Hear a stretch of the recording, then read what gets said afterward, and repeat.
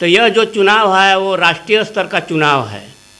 जो केंद्र की एनडीए सरकार के जो मुखिया हैं मोदी जी, पूरे 2014 से लेकर के 2024 तक सिर्फ झूठ बोल करके जनता को ठगने का काम किया है।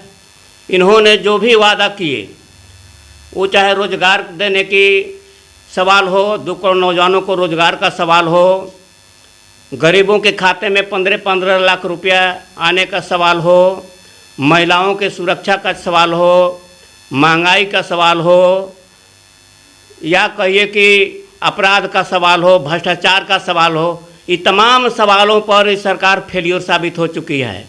दूसरी बात यह है कि जो आज देश के अंदर जो संकट है, एक तरफ संविधान को ख़त्म करने की वाली टीम लगी हुई है, दूसरी तरफ संविधान को बचाने वाली इंडिया गठबंधन की टीम है। तो आप देख रहे हैं कि तमाम तरह के ये लोग कह रहे हैं कि संविधान जो है ये बाबा साहब अम्बेडकर के जो नीतियों का संविधान है, इस संविधान को हम ख़त्म करके पूरे देश के अंदर जो गरीबों के कहिए कि एसटी ओबीसी तमाम लोगों को जो आरक्षण मिला हुआ है, ये संविधान ख़त्म करके ये आरक्षण को ख़त्म कर देंगे। इनकी सरकार अगर बैठक बनने तो नहीं जा रही है, इनकी उल्टी गिनती शुरू हो चुकी है, लेकिन इसका मंशा है कि 2024 में हमारी अगर सरकार बन जाएगी तो निश्चित रूप से हम चुनाव नहीं कराएंगे और पूरे तरह के लोकतंत्र का हत्या करके चुनाव पर बैंड लगा देंगे। इसलिए आज पूरे देश के अंदर इनके खिलाफ एक लहर चल रही है जो इनको नेस्ताबूंद करेगी। इनके 400 पार का नारा खोखला साबित हो चुका है। दूसरी बात है कि महिलाओं के प्रति जो इनका रुख है, इनके सांसदों विधायकों का, देश के अंदर दर्जनों सांसद और विधायक इनके बलात्कारी साबित हो चुके हैं। महिलाओं के का जो नारा दिए वो नारा खोखला साबित हो गया कि वो महिलाओं की सुरक्षा की गारंटी इनकी खोखला साबित हो गया। आज देश के अंदर चाहे मणिपुर के देखें कि किस तरह से महिलाओं को नंगा करके घुमा करके सामूहिक बलात्कार किया गया। और इतना ही नहीं, इनके जो सांसद हैं ब्रजभूषण सिंह, महिला पहलवानों के साथ यौन शोषण किया और उसकी सदस्यता समाप्त करने की मांग महिला सांसदों ने दिल्ली की सड़कों पर उतर करके धरना प्रदर्शन किया, तो उनकी सदस्यता समाप्त नहीं हुई।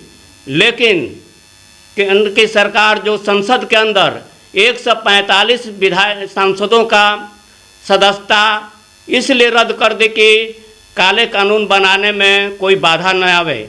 और इतना ही नहीं, आज अब देख रहे हैं कि इनके आज की परिस्थिति में जो इनके बेंगलुरु से या चुनाव जो लड़ रहे हैं सांसद, एनडीए के सांसद, वो 200 लड़कियों के यौन शोषण का मामला सामने आया है अभी फिलहाल।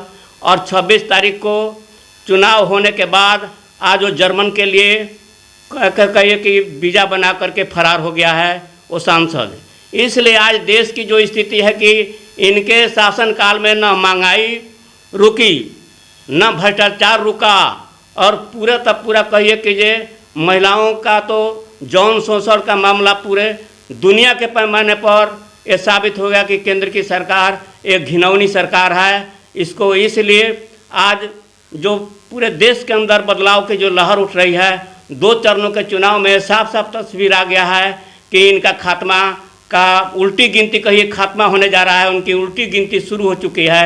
और आज उसी की कड़ी में यहाँ भी जो यहाँ के सांसद हैं, पूरे इलाके में कहिए कि 5 साल के रीजन में इन्होंने कहीं कोई जनता की समस्याओं को अनसुना करके सिर्फ मुट्ठी भर लोगों के काम के लिए रह गए हैं। किसान मजदूरों के सवालों पर इनकी चुप्पी 5 साल तक देखने को मिली है मजदूरों के सवाल पर। या कहिए कि सांप्रदायिक उन्माद जो कई बार जिलों में भड़का, उनको ये खाद पानी देने का काम किए हैं। इसलिए आज जरूरत है कि इनके खिलाफ है भी एक कहे कि गांव के गरीबों का और किसान मजदूरों का मोह भंग हो चुका है। इसलिए पूरे गोपालगंज में एक बदलाव की लहर चल पड़ी है और इस बदलाव की आंधी में ये पूरा इंडिया गठबंधन जीत का परचम लहराएगा। इसी के साथ मैं अपनी बात समाप्त करता हूँ। तो ये थे हमारे साथ सुभाष सिंह, भाकपा माले नेता। इन्हीं खबरों के साथ बने रहे। जय हिंद।